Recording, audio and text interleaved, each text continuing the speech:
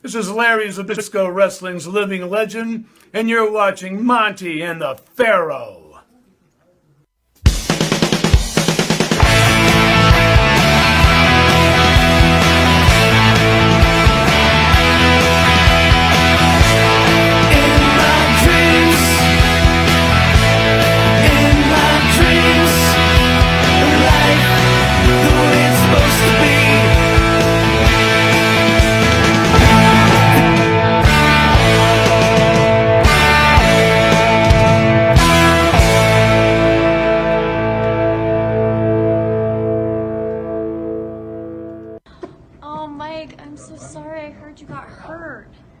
Actually, the best thing, if you're injured, is to grow up and be a man. Come on. All right, welcome to another special edition of Long Island's #1 pro wrestling broadcast. Monty and the Pharaoh, only seen here at Village Connection Radio, live from Rockstar Studios. At the board is the owner of this illustrious station, Mr. Jim Savelli.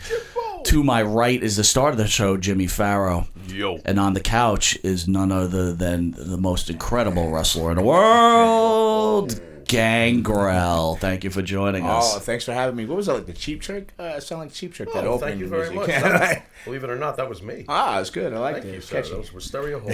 Yeah, Wisteria Hall, local Long Island band, up and coming. Awesome. So he's been playing with bands for a long time. So we When try I'm to not push the playing with music. myself, I mean, yeah. There's time for both. There is Did you ever time. did you ever play in a band? Myself? Yeah. Lots. Band, no. Well, hey, Matter of fact, in about an hour, I'm gonna get to that. Will Eric Sims be watching? Yeah. What? Now you're pushing him.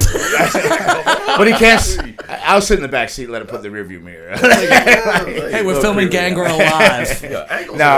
No bands. I used to dream of it. I always thought I wanted to be a drummer. I always thought drummer bass, which one? And then I certainly can't sing. I have no microphone skills. You never see me do a promo on wrestling. My fear of microphones and needles kept me to middle management, but I think it also kept me alive. So. Yeah, there you go. Okay. There you go. Fair enough. So the way this works, Mr. Pharaoh will go over your illustrious career, and then we're going to have at it. Let's have a little fun. We really appreciate you coming down to our studio today. Oh, well, thanks for having me. All right, great. All right, All right, Jimmy, have at it. All right, ladies and gentlemen, our esteemed guest for today, born under the name David William Heath, February 16th, 1969, in Fort Lauderdale, Florida, United States. Resident currently, I'm assuming. You're almost as old as us, bro. I'm creeping. Hey, he's from Like Russ, it never sleeps. It just keeps creeping. We're on that back nine. We are? Oh, yeah. Oh, man. Residence, Burbank, California, so they say at the current point. Previously married, as we all know, to the legendary Luna Vachon, of course. Professional wrestling career. He's had so many names. Mike, should I really do this? This is like, wow. I know. Just as long as you mention Vampire Warrior, that's all that matters to me. Oh, man. There's like all these things here. Claire Drive Ripper, the Avante Roller, the Black Phantom, Crazy Dave, David, Heath. I like Crazy Dave. I don't know those first two. You threw me for a loop on the first two. Well, I'm glad you don't. You can correct me then. I don't know where half Pretty much Dave Heath, Blackheart Destruction. Okay. Yep. Black Phantom, Vampire Warrior, and then Gangrel. Go. Technically there was Lestat, the vampire. That was a transition into the Vampire Warrior when I first was doing the vampire thing. Okay. Yeah. Well, And now I live in Florida, though. Back home in Florida. Okay, good. LA was chewing me up. I felt like Guns N' Roses video, Welcome to the Jungle. It was time. After 8 years, I packed it up and headed back to South Florida. yeah. Did you catch the Motley Crue thing that just came out on Netflix about their days where you just got away from? Yeah, I did. My buddy, it was funny enough, my buddy goes, oh, he's read all the wrestling books and all that. And he read that book, and he goes, I believe if you wrote a book, you would rival that, if not surpass it. I go, no. And then I watched the movie, and I went, oh, that's just like the Attitude Era. That's why. Are you kidding? Holy nuts. It's nothing except for no needles. Like, no, I got to tell you, when you watch The Dirt, how these guys lived, it doesn't even make sense to me. It really was. I'm not knocking the attitude. It was a great time. It was fun, but that was every night, man. Was it really? It was like Rockstar. It was just wide open. And, believe go, that. go. Now I don't do anything, and I feel worse. Back then, I partied every night, ran the road, and I was ready to go the next day, whatever. Now I get in the room, I'm like, oh man, I only got an hour. I gotta tell you, I feel it. I feel it. I was just saying to someone, I'm like, when you watch I The lived Dirt, it. Oh, they're no. pretty much killing themselves, and all of a sudden they decide to go straight, and I'm like, man, that life sucks. and consistent through the movie is Vince Neil once again is the guy who realizes they're at a certain point. He's like, this is the no fun band, and he starts drinking. right in front of him. He was like, Here's what to your the- sober man. Yeah. It was like, come on, we got to get back to what's going on here. Build at 6 feet, weight 240. Oh, hello, Pharaoh. How you doing? Build at 6 feet, weight 240. Trained by Boris Malenko. Right. Whoa, not See, they too ribbed me bad on there. that. There was a giant rib. They ribbed me at the 6 foot because they knew I was sensitive about my height. So it was 6'2". Well, why would? I don't know. They like me. WWE, they have a lot of little ha-has. They told me, That's hey, not kid, funny. grow your hair in, get rid of the fangs, lose all the weight. So I came back with abs, hair, and no fangs, and they put a shirt on me and made me a vampire. That makes a lot of sense. That's very funny. Kind of stumped by that. You know, you did seem big. I mean, they told me they'd never use that character. They said, we'll never. That was Vince himself that said that. Did he really? Yeah, right, yeah. And this is before they made you the But character. I think when Vince Caruso had that, what was it, like a month, he had total creative control. Right. He slid that vampire thing back in that door. So I was behind the 8 ball the whole time. I wasn't their favorite character there. Interesting. Well, it was a pretty cool character, man. Oh, it I was mean, fun. you know, it totally worked. I loved And it I mean, you got to personally. think about this. Without you, Edge and Christian probably don't make it to where they're at. I had been pitching it to them since like '92, and they're like, "No, we don't know. That's not going to work." I go, "It doesn't matter as long as you look cool. It doesn't matter if you win or lose. You can lose every night as long as you have leather jacket and change the jingle. You look cool. You know, I got to Right. quote my Tom Petty Get in there, but man, it's just like it was like great wide open. There's no no limit to it. These cool like rock star guys. It doesn't matter what happens. People are gonna like them. Vampires are not going anywhere. No, we don't see it. We don't get it. Well, no. Well, wait a minute. What was that? What was that movie? That hot movie all my daughter was into and that shit like that. That vampire movie. Come on, someone help me Don't out. say Twilight. Twilight. There you go. Well, no, but I mean, Well, vampires were hot. It was over, yeah. Blade came on strong first, Blade. But vampires right. always been around all the way back. Vampires So, have yeah, been over since Bela Lugosi. Yeah, they just keep Actually, recycling and before get that. cooler and cooler. They were monsters. Yeah, but like and- Bela Lugosi wasn't a cool vampire, man. He was I like look a little bit. Dracula. I look a little bit like him now. Like, Tell that to hair's going. I'm getting bald. Tell that to the ladies who were watching him on a silver screen in 1932. He was still pulling. I bet you he was pretty cool. Vampires Mac, you know. Wait, but you think Lugosi was pulling some trim there? Oh, come Get on. out of here. Thank you. I had one fang as a vampire. My tooth got knocked out, and I still pulled. Really? Half a vampire. Granted, it was a strip club, but they think they're vampires pretty funny. too, so it's equal. It's a fair trade. Yo, during the Attitude Era, when you went into a strip joint, did they just see you as a mark, or did you get freebies? No, you know, I think the weird thing with wrestlers is they go in there with the attitude trying to hustle the girls. The girls are hustling, so it's just one giant hustle. So you just and hustle it ends each up a other. stalemate by the end of the night. You just end up going back. Stalemate? Yeah. You just say, "I know the Rock," Yeah. and they're all in anyway, I know right? The Rock. Okay. Yeah. You had a killer entrance, man. Oh yeah, that was a lot of fun. That was like a perfect storm of things. Did that blow your mind the first time they showed you what they had in mind? Because you would rise up, the flames. Well, the they didn't show me or anything. They just kind of told me on a Friday. Says, "Hey, can you be there on a Sunday?" They put all that together. The music, I came up with the wardrobe. They had the entrance. All that came up over a Saturday into a Sunday. The lift and everything. So it was all on the fly. And now it's just like a perfect storm. But like Vince Russo was a big Kiss fan. I like Kiss. So the pyro is the more fire, the better everything is. You know. And, We just saw Kiss 2 weeks ago. I'm hoping he doesn't break a hip like Ozzy. And I had Stones tickets, and they canceled out on me. I'm sitting on 2 concert tickets right now. Yeah. I go, man, these guys are like, Gene, don't slip your back out, man. Hang in there. Yeah. That sucks. He's got to make it. With August 6th, I think they come to Fort Lauderdale. Like, come on now. It was good. No, it was a good show. It was a good. I They heard it always was- entertain, man. Yeah. That's So I'm looking forward to it. good. But I seen that heat with like Motley Crue, right, with the lift thing. They were saying, "Oh, we're not even in our graves." Nikki Sixx and Gene was using their thing in one of their show things there. But Right. looking forward to it, really am. Though. It's funny how they have to still lob bombs at each other, though. Yeah, that's life. Like Tommy was like mad that they were using something of theirs, you know. So Everybody's lobbing bombs, man. No, it's hilarious. Throughout life. It's like, You know what I'm saying? God, get over it, you know. So you a big Stones fan too? Yeah. So So I I was a little bummed out. I have a little rule. I turned though, down man. a tour of India to do that concert, then they canceled on me. I'm like, oh.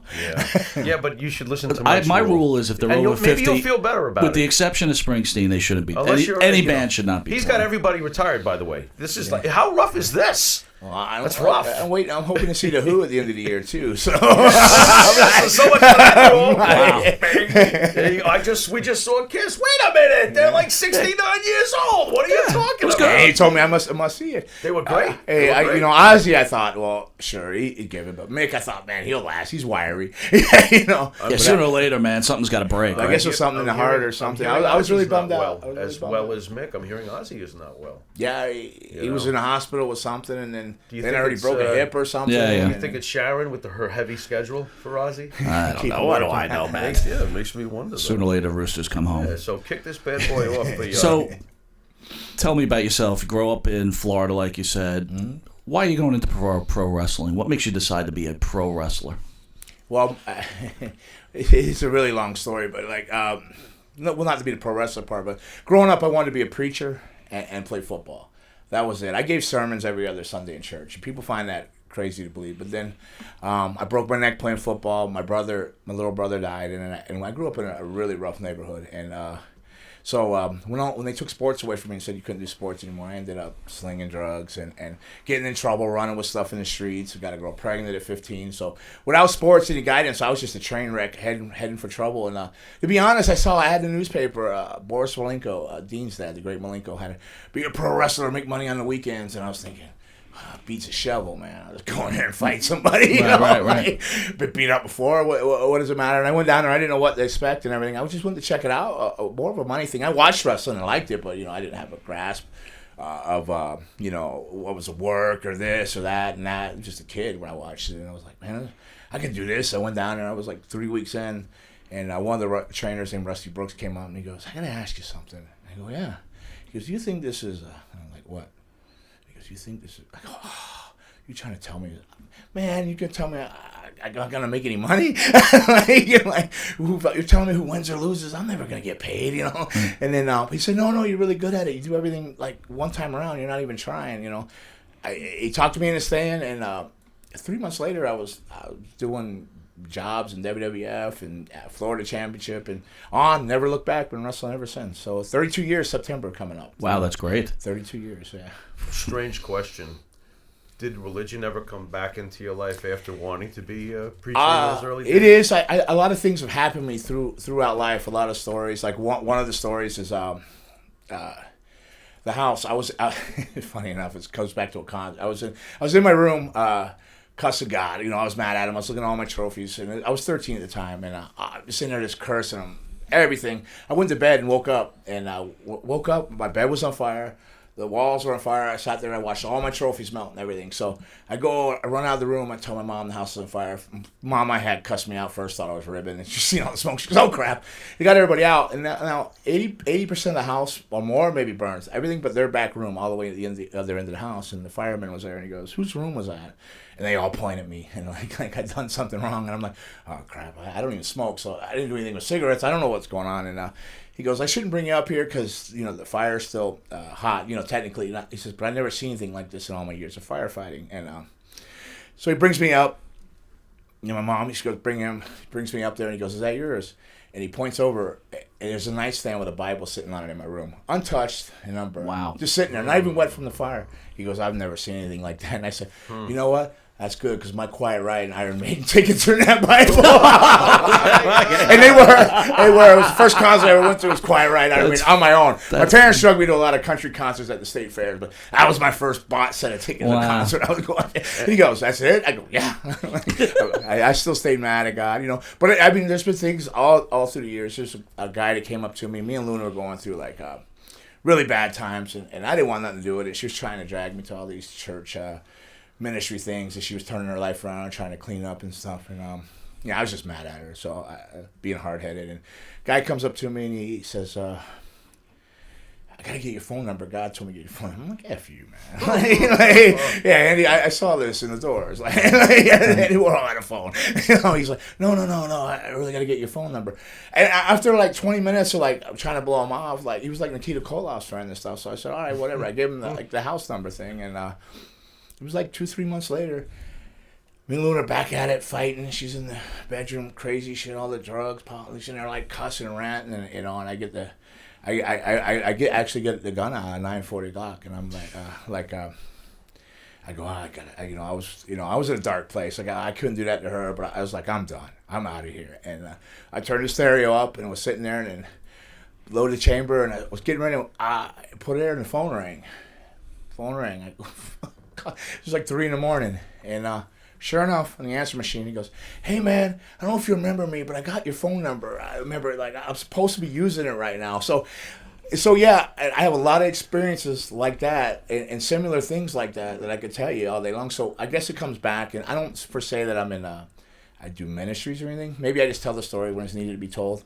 You're aware. Like I'm there. I probably will end up going back to it someday. You're aware something's up. I'm the worst kind of supposed Christian or whatever. I walk the line. I'm like, I hear you. I know this. I seen this. And I can't deny any of this, but like, I'm over here like, yeah. You know, welcome to the tug of war, right? Oh my God. You know, speaking of Luna, Pretty cool. I don't know how often you visit the island, but the island, I believe, Jim, right, is probably one of the biggest opioid places in the world. It's really bad. Your ex-wife Luna, who passed away due to opioid addiction. You want to share it? Like, is there any? Do you feel any remorse? Do you feel like you could have helped her? Well, I tried. I was with her, like, we were together almost 18 years, probably 10 more years of it than we should have been, like, because it was just madness, and I don't know, at some point I had to look at it like it was, because I do feel like when she, like, we weren't even apart, like a year when she passed, Right. She went to rehab and got out, and then, but it was like kind of a feeling like you're a lifeguard, Guy goes out there, he starts drowning, you swim out there, and you bring him back in. You're like 10 minutes later, he's back out, you swim out there again. 4th or 5th time, you're like, you're both drowned, because you're too tired to bring him back in. When do you make that decision? So yeah, it weighed hard on me, but like, I could sit there and second guess it, but I wouldn't be here today either. Like, When you both first got together, were you both doing opioids and doing a whole bunch of stuff? I didn't even know what pain pills were till '98. Okay. So I tore my pec on a pay-per-view with D'Lo Brown in Canada, and then I got to Detroit. Oh, it was this pec here. It was totally black and everything. They handed me a Vicodin, and I go, well, "What's that?" He goes, "Well, you need to go right to the doctor. Take this." And I took that, and I went, "Oh, This feels good. Yeah. I never went to the doctors. I just finished it out black. But I guess like she had been aware of it. I couldn't ever figure out why she would sleep 2 or 3 days when she came home. I said, I must have been one heck of a road trip or something. So you didn't even know that she even no, had I this didn't even problem in the comprehend beginning? all the Yeah. things till later, like all these plastidils and all the different things and stuff like that. I was clueless. I knew like cocaine and alcohol, weed, cocaine, alcohol, weed. I didn't smoke weed, but I knew the other two and like exercise them demons a lot. But I didn't know all that other stuff. So this was till like '98. But she was, well on that path. But like a lot of people don't realize she dealt with mental illness. She was schizophrenic, bipolar, like. She was like always in pain, always hurting and just strange question. You had your struggles too, as you've said. I mean, did she ever pull you back during the relationship? Like, hey, come back. Like when you would like maybe have your demons or go off the rails? Because I know you had to pull her back. Yeah, we were side by side. I loved her, so like literally, like I was like it wouldn't. I don't know. We were like just hand in hand. What she told me was gold. Right. I walked her yellow brick road. I guess she walked mine. I don't. Right. I don't know. I guess we were the same equally. It's just at some point I grew. So I just grew tired. Like so tired. Because I was more the guy the next morning that went, okay. I didn't want anything else. Like, who didn't chip in here?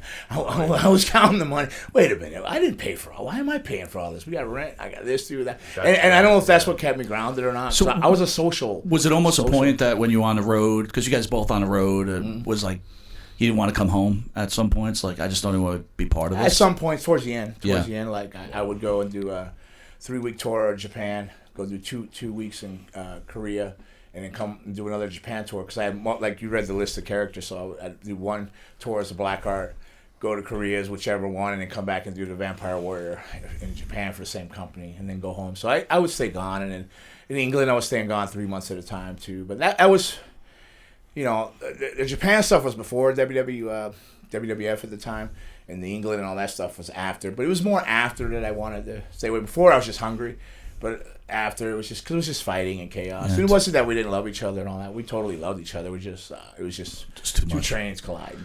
Too much hurt and bad is gone. So whenever you started going down that path and doing that, at some point you're sobering up or this or that. At some point it came up. Your demons, like whatever bad has happened between you, you start trying to talk them out. Whether you feel the need to confess something or you feel the need to try to fix something or whatever. So then next thing you know, you're like, okay, an hour or two, a couple more lines. Oh, we're all right. Next thing you know, no, F you. And then, no, you son. Like, and then it's like 8 hours of that. But you're still fueling it, And then at some point, you have crazy mad sex. You wake up the next day, you're like, all right with each other again. But then it starts over like 2 hours later. Like a vicious cycle that it's just hard to break. But, we stayed friends. We talked all like, at least every 2 weeks, sometimes once a week we talk. But after got over being mad, Here's a question for you. You were tag team with another wrestler called Tom Nash. Mm-hmm. They both managed by Luna.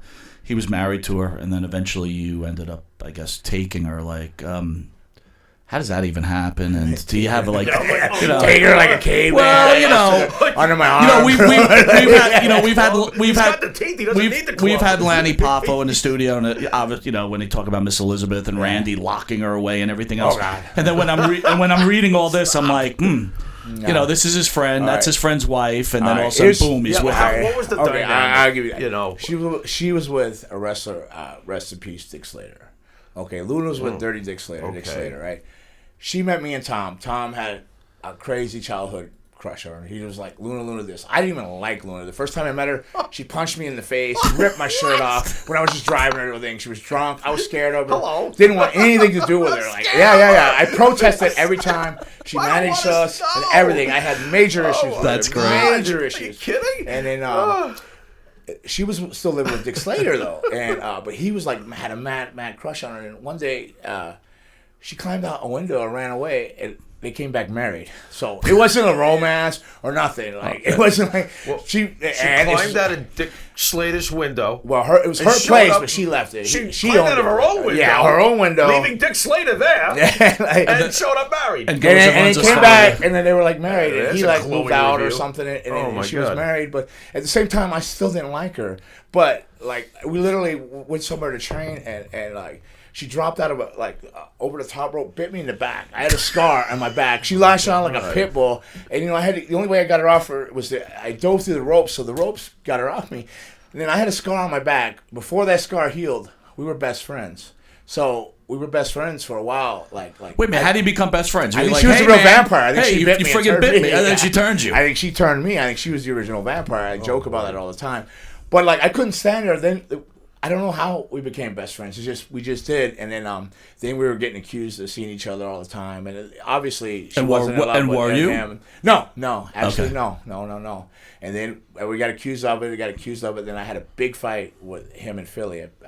I got actually held for attempted murder when it was in the Denny's in the Philly. It was a Joe Goodhart show. What was the fight about? Whoa. He swung on me, accusing me of that. And he swung at me. So he was jealous. I lost it because he was like I'm not talking bad about him. He's kind of he was a bully. I don't know. It was just me and him had a tough relationship. An uncomfortable situation. We might as well have been married. It was a tough tag team. But then that came up, and then I just lost it.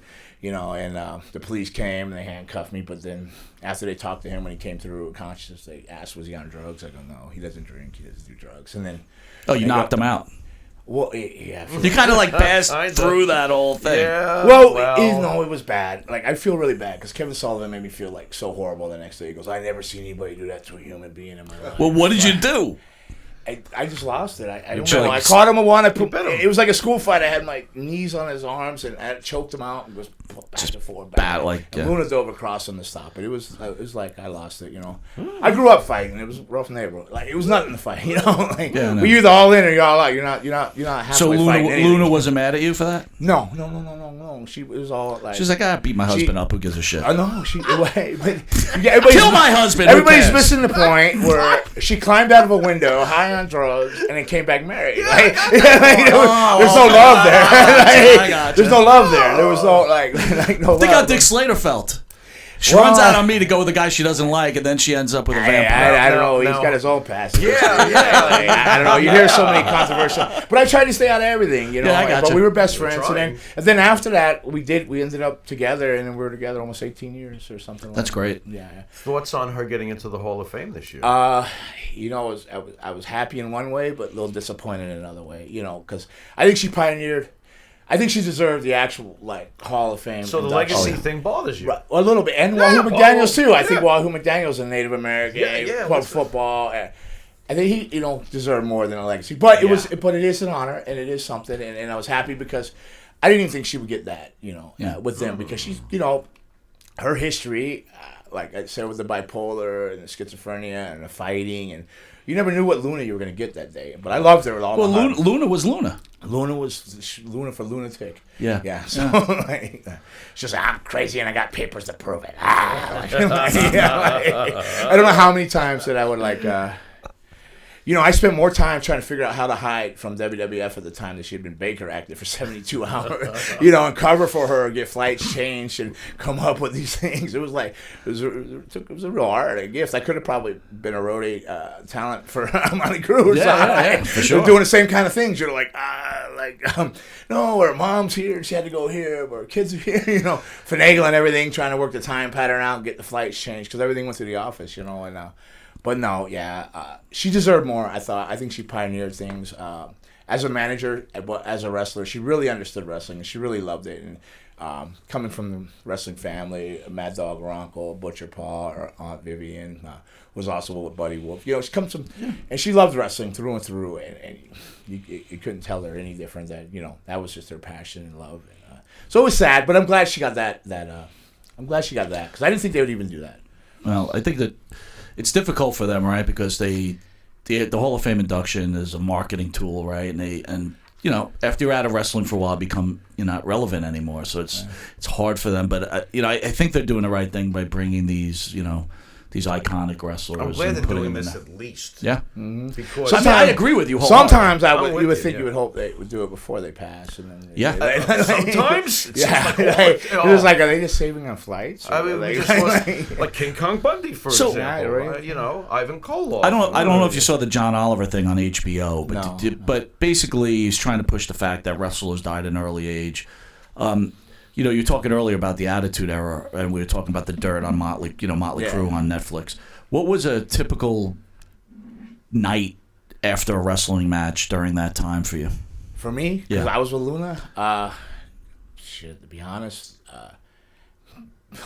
1, 2 8 balls, 10 hits of ecstasy, whatever, Oy. like Soma. Or Well, whatever. you come out, you come out of A the night. That's a nighttime course. Yeah. Well, you have a tolerance up, right? Yeah, I got you it. build a tolerance. It keeps. And you're a big I dude, got too. papers, and I'm impressed. Dad. I would die now. Like I have 3 Oh, beers my now, and I'm like 3 struggling. beers. Now I struggle. Like 3 beers, the life's Really? rough for the next day. I'm like, Wow. Ooh, So you get out of your wrestling right. match, and then you're like, all right, let's take a shower. Then you get high. Well, you know what I mean? How's it roll? You go to a bar. Let's get What's high going in on? the Well, shower. What you are you kind of talking stop about? to wrestle. Like I didn't like to wrestle high or anything, but technically, when you're doing that much ecstasy, you're always high, right? So you never really come down. You're just like rebooting. Right. You're just Showers you're just just- re-upping in your system, right? Showers just shower, reignited. but They like just I reignited, liked yeah. my sleep. I like to sleep and stuff. Some people would run days on and in, but no, I didn't. It never intended to do it. It'd be like, she like we'd go do something. I go, well, I'm paid for it. I might as well. Like, Yeah, man. whatever. So one will lead to 2 to 3. Next thing you know, it's like 4 or 5 in the morning. You're like, well, let me catch this flight, sleep on the plane, go eat, hit the gym, do another show, and then cycle over. Was anyone a dick to you at that time? Or Luna? Like, did they think they were the shit and it was like, didn't give you any respect? I don't know. She struggled with Sable. She was always having issues with Sable, and then like the only thing that ever drifted over to that was I had some issue with Mark Merrill, but not really. Nobody was ever. I was always got along with everybody. That's good. Well, Luna wasn't alone when it comes to Sable, from what I understand. Well, she was trying really hard, but they didn't like really want to.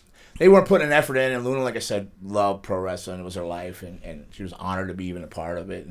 And she looked at like Vince McMahon and Caesar, she just wanted to be in that input. What little it was, she wanted to contribute and do the best she could. So she saw you not really respecting it, and you're getting everything handed to you. It bothered her, coming from a wrestling family. Sure. Heritage, yeah. Sure. Yeah. Tell us about your time with, as you know, we of course most remember you with Vince. Tell us about meeting Vince and coming to the WWE. How does this all start? Well, for people you? don't realize that I've probably been working there since 88, 89. Yeah. Those way back I'm for constantly you. on as David Heath, or later through the years as the Black Phantom. At some point, they would just fly me in to do like matches, tryout matches for people. I'd sit in the gorilla position. They just fly me to TVs and all that. So they were always nice to me. It was more of like you got to get a body. I was always a heavier kid. I always thought, oh, can't just rely on wrestling, but no, not then. You had to have a little bit more than wrestling. So, and true to their word, once I got in shape, they gave me a contract and hired me. I was on a tour of all Japan, and Johnny A said, oh, they want you to come in and all that. So they gave me the job, but it was always nice. He just wasn't a big fan of the vampire character and stuff like that. But Russo was. Russo liked it. He was a Kiss fan and everything else. So, Russo seen things. And, I don't know over the years how he drifted. A lot of people say some bad stuff about him, but my experience is he didn't pay much attention to me, but he did open the door, give me that opportunity to do the character that, put so much time into wanting to do, that nobody wanted to do, so he got it in there, so I have all the respect in the world. But did he focus on us with that? No. I was just a tool for how to bring Edge in, They had already had Edge there. They didn't know what to do with him. So did you already know that? Yeah, I know. Yeah, they told me to look out for him, watch out. Yeah. That was my job, and I was good with it because I just loved wrestling. No, a lot like Luna. I love wrestling. I still wrestle. I'm in the ring 3 days a week, 7 days really with the school and everything. And so I just want to make sure I got this straight, because I'm what they call the wrestling nerd. Mm-hmm. So here I am watching back in the Attitude Era, right? Mm-hmm. And I happen to be a big fat mark for the Brood, right? Okay. All of a sudden, he was 49 at that point. I'm not. I'm barely 49 now. You SOB. Anyway, so. I always was like, into the Brood. I thought they were great, and it seemed to me like all of a sudden you were pushed away, and you already knew about all of this. I feel emotionally. I remember. I feel emotionally robbed. Things went like. Where'd he go? First of all, the Brood was never supposed to get over. Right? It was great. It was just a tool. How did it come about, the Brood? How did it come about? Well, I was. Edge wanted Christian in, and I kept pushing the group. I'm like a group of vampires, like the Lost Boys. I kept pushing that, and then Bruce Pritchard kind of said, "I get what you're saying. I get what you're saying," and then kind of steamrolled from there. Steamrolled from there where they wanted to get Christian in there, so he came in, and then they never told a story between us. You don't know if it was related to Edge, why we hated each other, why we attacked each other, why we're friends. They never told any story. Right. The most you ever heard, I think they're from a village. Somebody what village? Was it Romania? Where's this village at? Like England or where? But no, it wasn't supposed to get over. And then it did, and then they said, "Oh, okay, well, we need to stop that. Let's just put them in the ministry." So, so then you seen the ministry run. So we did the ministry thing, and you remember the ministry used to come out on the stage. At the end, they'd come, all the ministry and the Brood would be down at the end, and people would brew in the ministry, and then all of a sudden they'd go Brood, and the whole building. And I leaned over to Edge, and I said, "Yeah, we're done." No. He goes, really? He goes, what are you talking about? I go, that hurts. No, we're done. You can't get over it. Like you're here in the ministry, and they're chanting. Taker, right? Sure enough, a week or so later, they came up and said, we think we're gonna feud you against the ministry. Wow. and then I said, I'm done. He goes, what are you talking about? We need this. I go, no, you're gonna go on your own. And sure enough, after that feud, they came to me and said, I think you are the Brood. Right. Well, first he gave me the Hardys. Then he came to me and said, I think you're the Brood. And then I got hurt. But then I got hurt, and then broke the neck, and then I was done. First it was the shoulder and then the neck. So you ever and real quick, D'Lo broke your neck? No. I did Northern Lights with Regal. Okay. D'Lo, I tore my pec. All right. I tore my pec. So can you explain that? What happened with that? I'm sorry. I'm the Northern the neck. Yeah. They just said it was years of bridging, so much the bridges always landed on my head through Japan and all that. Okay. All the years, there's bad bridges, good bridges, whatever, just craziness. It is compact. And I broke it when I was 13 too. Remember in the beginning of football. Yep. So it was the second time. But they told me I wouldn't wrestle anymore, do this or that. They wanted me to fuse all 4 vertebrae, but I chose rehab. Went through it and got it back. I moved. I wrestled. Heck, I don't know. I wrestled Wednesday, Thursday, tonight, tomorrow, Sunday. I'm in home. Then I got class. I run a school 4 days a week, so teaching. I'm in a ring. So I'm basically in a ring 7 days a week. So I'm blessed. I still get to do what I love. And second chance in life, because I lived that wild, fast life. Now I can laugh about it. That's how I deal with it. When you ask stories, I'm honest with it because that's how I deal with it. I go, what an idiot. I look back and go, man, you lived through that. All your friends are gone. Everybody people you love dearly are gone. But you're here joking, which can make you kind of a butthead about it. But it's how I cope with it. No, that's my coping. You're also helping people, right? Yeah. You're teaching people, Hopefully, of the 20,000 listeners watching now or watching now, that More one people decides. watching, listening than you think. Yeah, right? Yeah. But hopefully, there's a lot of other paths. Where's your school?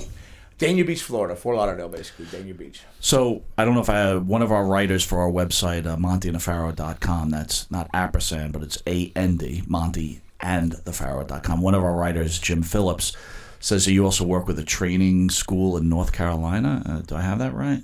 No, I don't know. North Carolina? Yeah, I thought he said North Carolina. Or there might be Do a lot of organization- shows in South Carolina. I know Maybe Carolina. maybe Unless he's talking about like Bob Keller or something, but I don't do anything for him. I don't know if I have it straight, so okay. Maybe not. I don't know. I'm not saying maybe he didn't have it straight when he gave it to you. Maybe he wasn't straight when he gave it to you. Yeah, maybe. Or maybe he's gonna yell at me and be like, "You got it all wrong." Yeah. So no, maybe I had a school I had a school in L.A.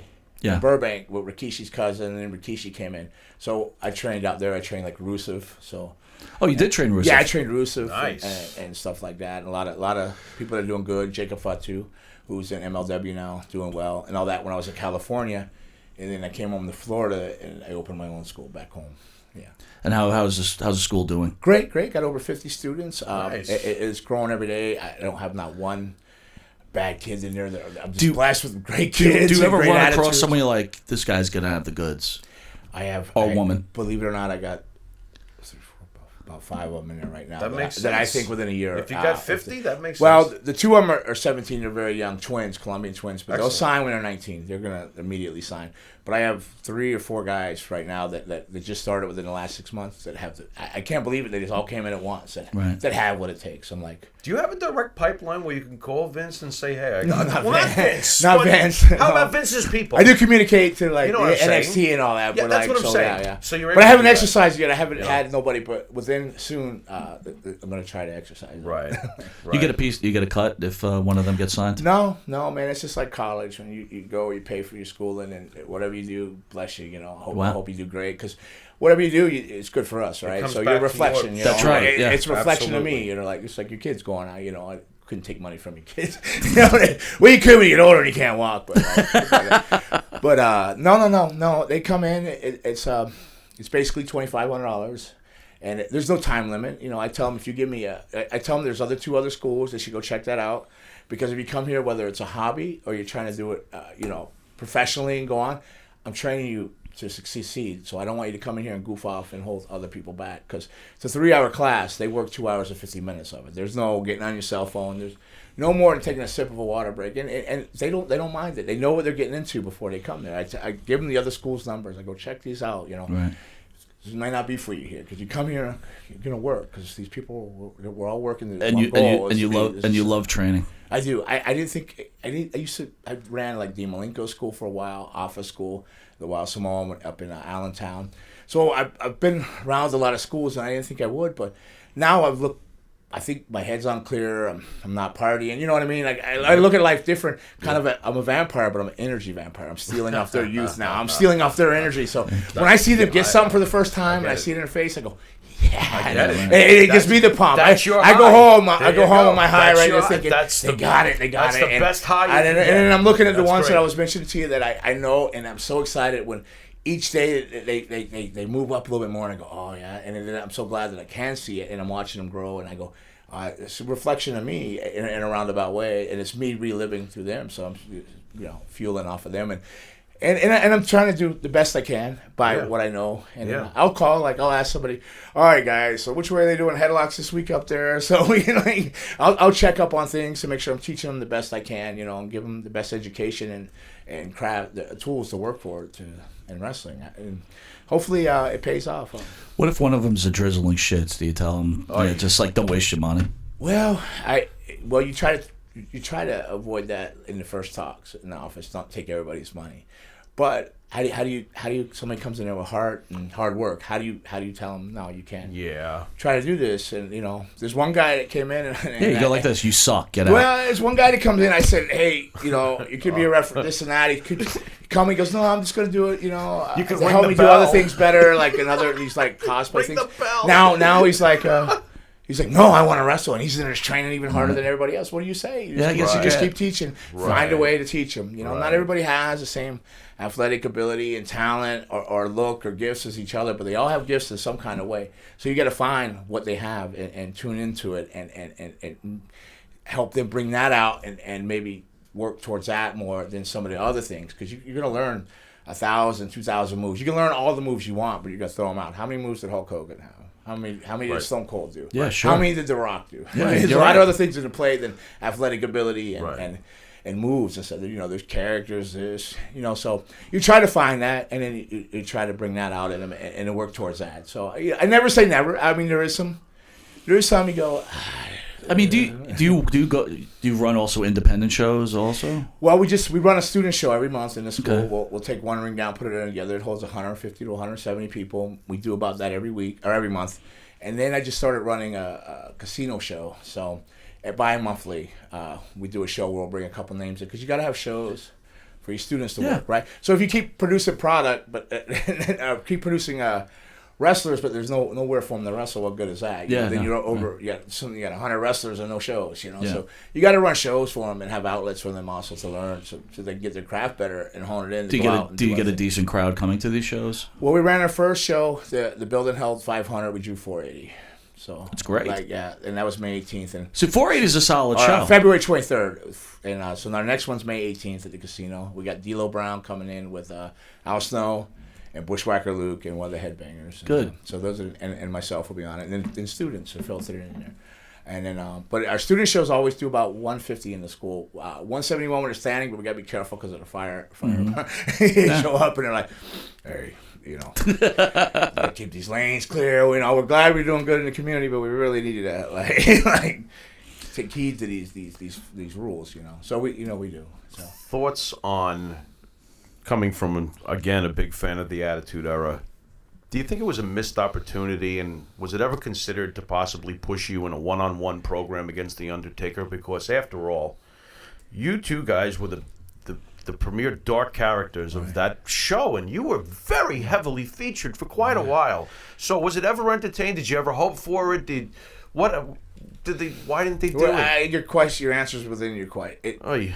When I told you about the whole stage thing, it was like there's only one room for one dead guy at that time. But not even a program where and they brought me back in 2005 or something. I don't even remember when it was, but they had a tag with Viscera in a handicap match. And they signed me for like 8 months and never left me at home, let me go. Then brought me back again and signed me again for 6 months and said they were going to do all this sci-fi channels, but nothing ever came from it. Now, do I? Of course, you have all the dreams in the world. You want to work the man. He's the dude, the general, right? Yeah. He's the guy, the head honcho. You want to be that program, right? Taker's.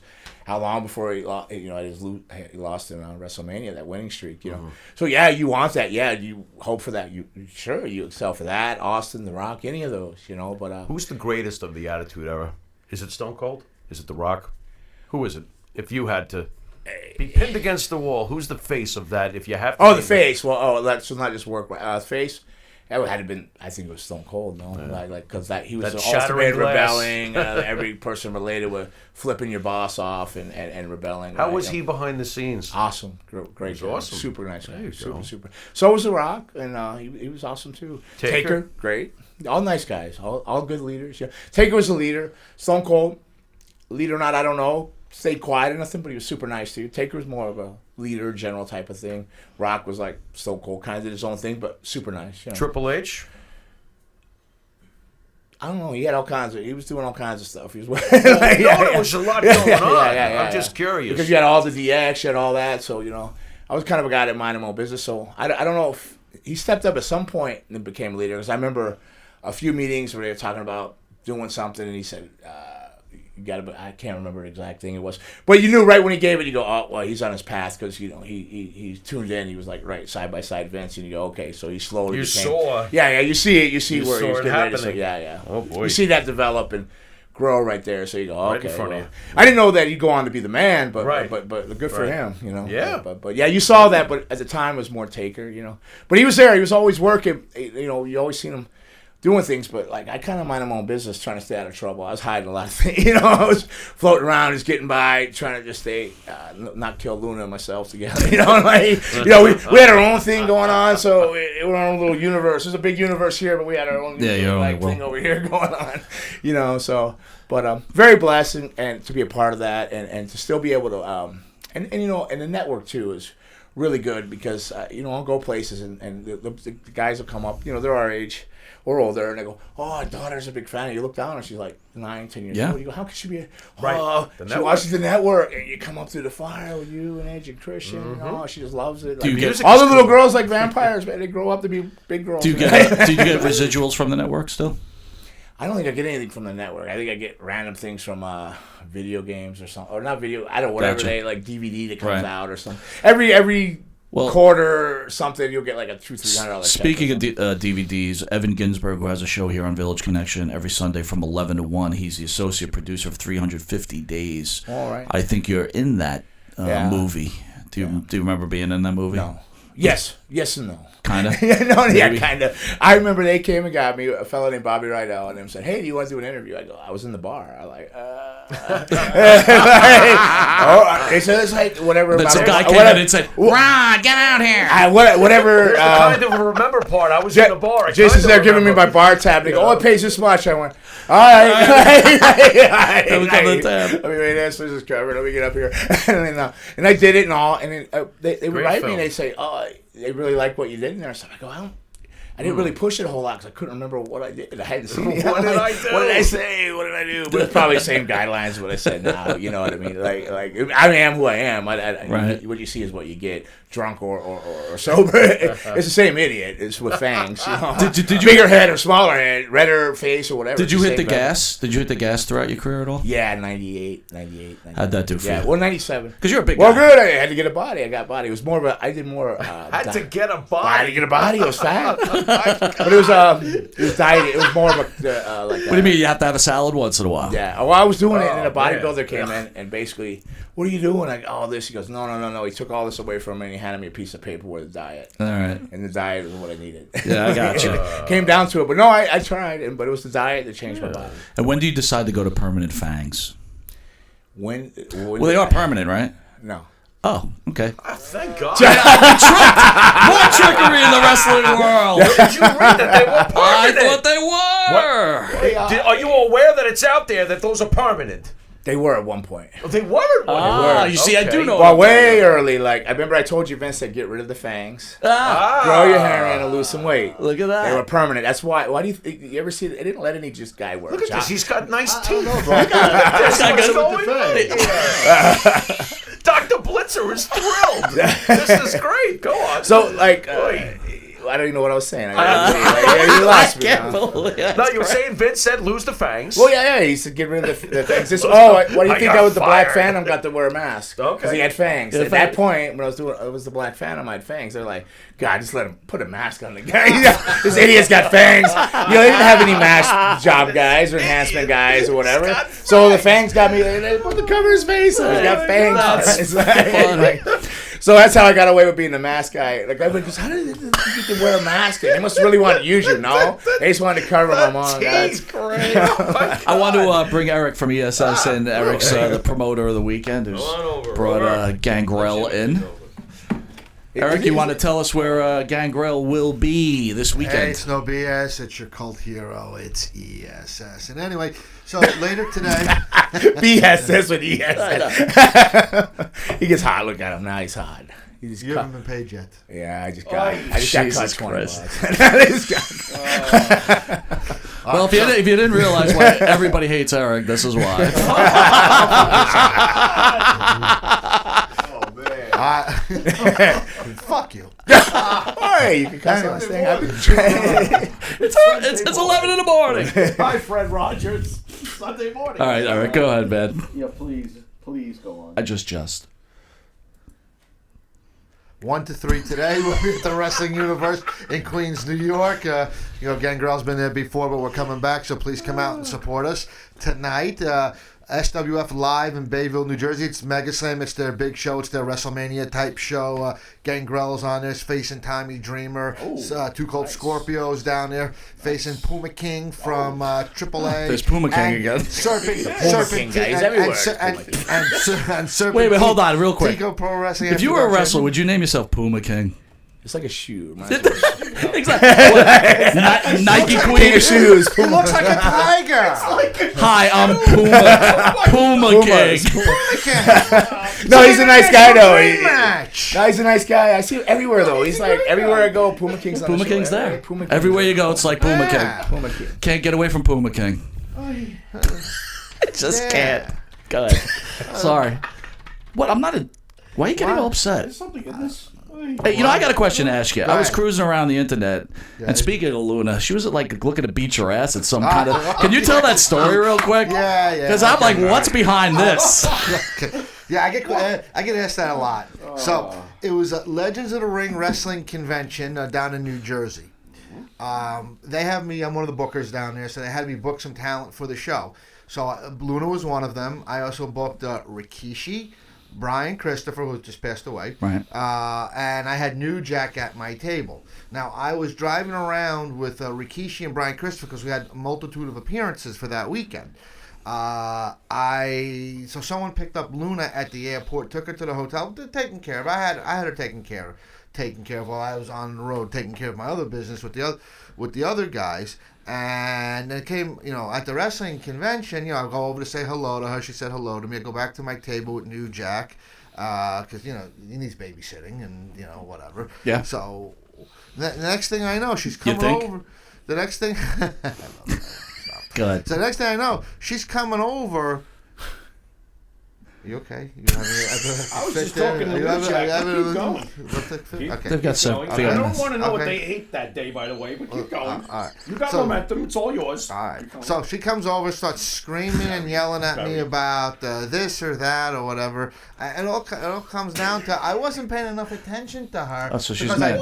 Well, no, wait a second. the payoff. Wait a second, because I booked her for the thing, and usually when I book her, I pick her up, I take care of her, I'm get her a meal, get her to point A and B. Someone I'm else. gonna find out what she Someone else took care of that because I was busy with other talent, running the gang, doing the grind with the different wrestling shows and the appearances and this and that. I just didn't have enough time to do enough, give her the attention that she's accustomed to having with her ESS. But, again, so I apologize for that. But, so we had the big blowout, the yelling, the screaming. The security came over. They separated us. Saved his life. You better be glad they came over. She was yelling. She was yelling. She was screaming. She was just having one of her psychotic fits. But nothing, no violence occurred. It was just a lot of yelling and screaming. Lucky for The security. You'd You'd have lost an eyeball for sure. She pops them out quick like grapes. Thank God I did. Before you know it, she'd have been a chunk out of your face and popped an The security people eyeball were out. calling me away because it was getting, we were face to face and it was getting very close, like very close. You think you had a chance if you had to throw it? Please don't say yes. I'm a gentleman. I don't want to hit a woman. Yeah. All right, well, don't. But if you put your hands on me, all's fair in love and war. Again, real quick, where are you going to be right after this? Okay, Pro Wrestling Universe, Queens, New York. from 1 to 3, and then tonight 6 p.m. at SWF Live. It's the big Mega Slam show in Bayville, New Jersey, and I want to see all my wrestling fans. Is Bill Pierce going to be there tonight? He could be. Oh. I don't know. He could be down there. Puma King. Puma King. Gangrel's- Can you do us a favor? Could you beat up Puma King tonight? Would you? Well, no, he's not fighting. He's You fighting. like Puma King? Listen, he's fighting Tommy. He's just having fun with the name. He's fighting Tommy Dreamer probably in an Extreme Rules match tonight. So that would be okay? perfect. Gangrel, come on. We've beat only up Puma King. wrestled once, and that was in ECW. We haven't. This will be the second time we've ever wrestled, so I'm looking forward to it. That's actually a very interesting. And match then, to watch. it's Wrestling Mars. Serpentico and Too Cold Scorpio and Puma King, And Triple A, Puma King. in an international dream match for SWF Live and SWFWrestling.com, and go to my website at ESSPromotions.com for all the great And upcoming. by the way, SWF is a advertiser, a sponsor for Village Connection Radio. Did you know that? Wow! Look at that. How do you like that? Awesome! I'm happy for you guys now. Good on board. Village, the number one radio station They online. finally got on board. There you go. Excellent. I'm one of the bookers down there, talent coordinators, and I have a very good working relationship with them down there. So love working with the SWF brand, and they got a lot of good things going down there. Part of the Trifecta series. So got a bunch of different promotions, and it's all good. So glad you're part of that family, and the family and my family, and it's good. It's a good connection. Again, it's a good marriage. we always love having you come in, and Thank we've built a decent friendship. Well, And I got to it's no tell you, BS sir, with the SS. this was an incredible interview. We appreciate you coming in. Oh, well, it's thanks been for our having me. honor. Thanks for having me. All right, man. Once again, this has been another episode of Monty and Farrell, Long Island's number one pro wrestling broadcast. Guess what we got coming up? Who? Next month, Tatanka and Mr. USA Tony Atlas, and Nice. that's in the middle of May, and we'll I can't wait to get the flyers for that, so we start promoting that. But they're coming, so for the great fans of the Monty and the Pharaoh show, It'll be interesting. Tatanka and Tony Atlas, and Tony Atlas loves. Just caught Tony Atlas on the Vice Network. They're doing like a behind the dark side of wrestling, behind the scenes type of deal. They talk about Bruiser Brody being murdered. Excellent. He was there. It's actually a good deal. He was there. Tony was there. Yeah. Yeah. All right. Well, anyway, thank you for joining us. Another outstanding episode of Monty and Farrell. This is Mike Monty. You've been watching Monty and the Pharaoh. Until next Thursday at 8:05, right here on Village Connection Network. Later. This is Larry.